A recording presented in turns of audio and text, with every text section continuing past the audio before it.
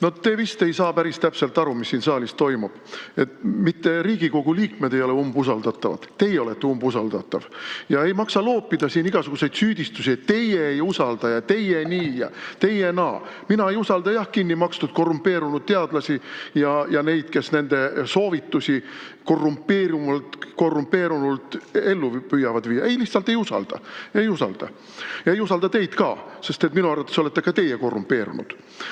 Ja see õigus on mul arvata, ehkki mul mingeid fakte paraku ei ole, aga need tulevad, kui valitsused vahetuvad ühel päeval. Aga mu küsimus puudutab hoopis ühte väga kaitsetud seltskonda. Need on hooldekodude patsiendid. Äsja oli meil jälle uudis sellest, kuidas luumurdudega naisterahvas suri ja keegi ei osanud nagu midagi öelda. No, mis seal ikka, kehitame õlgu. Ega empaatiatunnet nagu teilgi ju tänapäeval meditsiinis tihtipeale enam ei ole. Ja pojale ei osatud midagi öelda. No, vana inimene suri ära, mis tema peale ikka ressurssi kulutada. Need vägistamisjuhtumid. No ei ükski Istanbuli konventsioon ei kaitsenud neid vaeseid vanainimesi, keda vägistati.